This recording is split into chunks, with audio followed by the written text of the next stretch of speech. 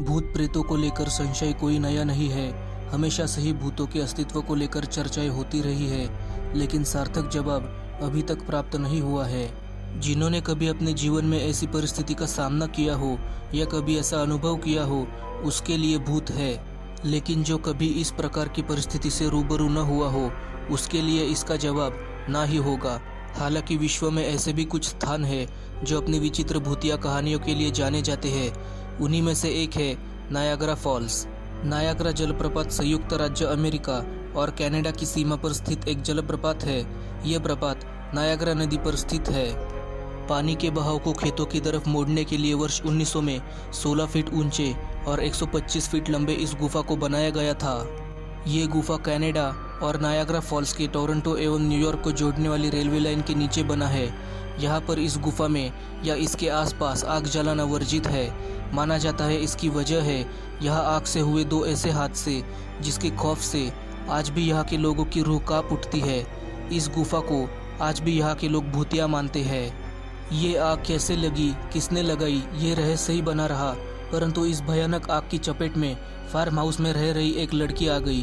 आग की लपटों से घिरी वह लड़की मदद के लिए फार्म हाउस से बाहर भागी और पानी की उम्मीद में गुफा में कूद पड़ी। ये संयोग ही था कि आग से हुई दोनों दुर्घटना की शिकार लड़कियां हुई थी।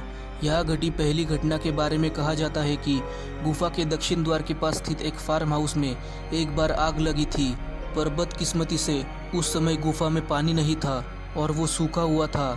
आग से जलती हुई वह लड़की उस गुफा की सूखी जमीन पर तड़पती रही और उसने वहां तड़पते हुए दम तोड़ दिया।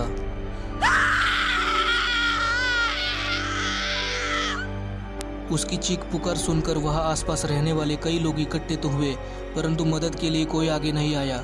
इस घटना के बाद गुफा का दक्षिणी द्वार भूतहा माने जाने लगा, क्योंकि ऐसा माना जाता है कि अब तक जिस किसी ने भी वहां पर माचिस या आग जलाने का प्रयास किया है, उसकी मृत्यु हो गई है।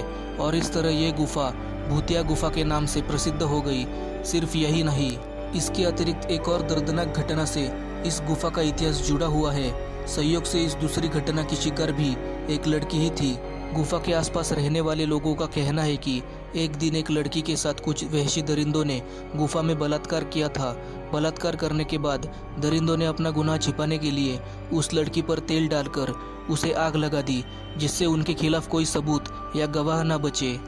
उस समय लड़की की चीख पुकार से आसपास का वातावरण गूंज उठा, परंतु डर के कारण वहां कोई नहीं आया। उस समय लोगों ने समझा कि ये उस लड़की की चीख है जिसकी पहले आग लगने के कारण दर्दनाक मौत हो चुकी थी।